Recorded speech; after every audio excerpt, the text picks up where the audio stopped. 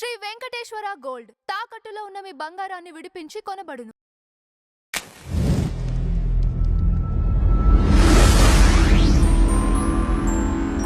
Ma'am ఈ రోజులు అందరూ కూడా ఒక గోల్ పెట్టుకొని ఆ గోల్ కోసం ప్రయత్నం చేస్తుంటారు. ఎంత ప్రయత్నం చేసినా కానీ దాన్ని రీచ్ అవ్వలేకపోతుంటారండి. ఇలాంటి వాళ్ళకి అంటే కష్టపడినా ఫలితం రాని వాళ్ళకి ఈ మంత్రం చేయటం వల్ల, ఈ పూజ చేయటం వల్ల మీకు తొందరగా ఫలితం దక్కుతుంది అనేవి ఏమన్నా ఉన్నాయా?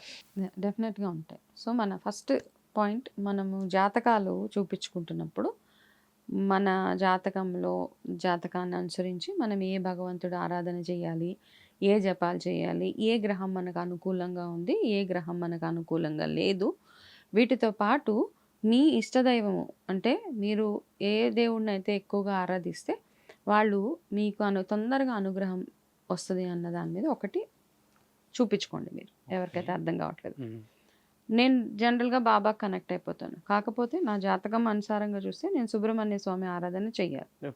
కాబట్టి రెగ్యులర్గా సుబ్రహ్మణ్య స్వామి ఆరాధన చేస్తాను, విష్ణుమూర్తి ఆరాధన చేస్తాను. సో ఇవన్నీ చేస్తాను అనమాట.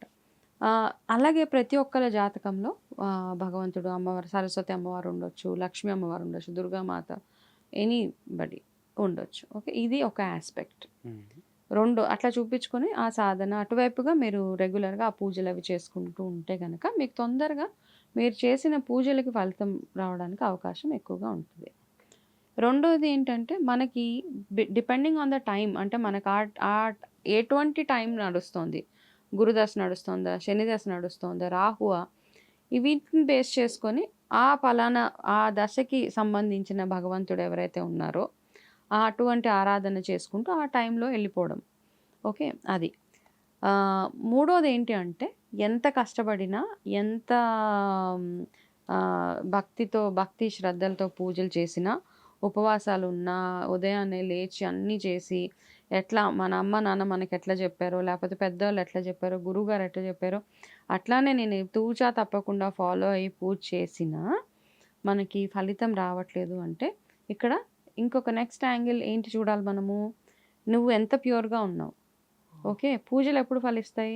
ఫస్ట్ ఏ పూజ అయినా, ఏ పుణ్యక్షేత్రానికి వెళ్ళినా మన మనసు ఎంత క్లీన్గా ఉంది, నాలో ఉన్న చెడు ఆలోచనలు ఇంకా అలాగే ఉన్నాయి, అవి ఉంచుతూ నేను ఇలాంటి పూజలు చేస్తున్నానా, నేను చేసే చెడ్డ పనులు, చెత్త పనులు అన్నీ చేస్తున్నాను, చేసి మళ్ళీ పూజలు కూడా చేస్తాను. భగవంతుడు ఎప్పుడు అంటాడు, ఫస్ట్ నిన్ను నువ్వు క్లీన్ చేసుకో, నువ్వు ప్యూర్గా ఉండు.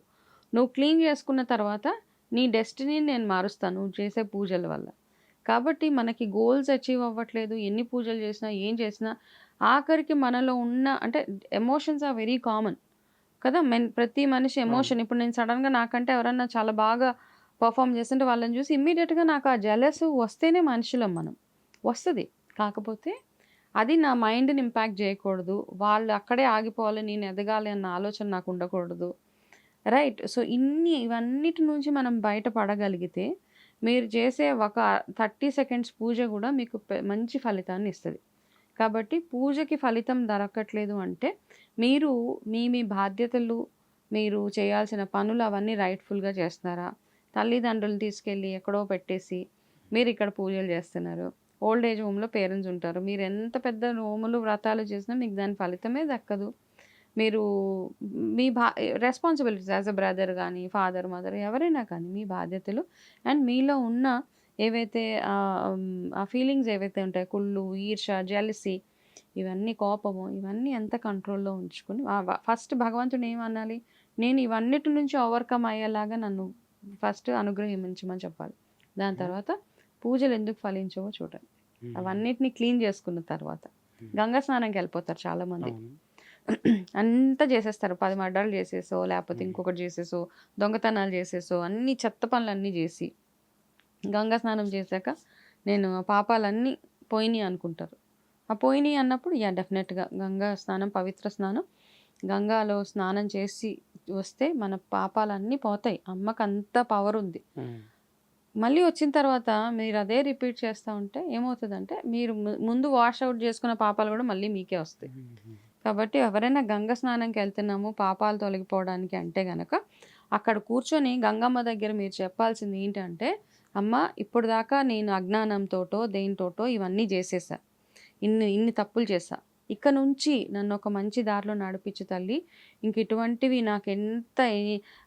అంటే ఒక్కొక్కసారి ఏంటంటే మనం అట్లాంటివి చేసేయాల్సిన పరిస్థితి వస్తూ ఉంటుంది, కొన్ని తప్పులు. అవును.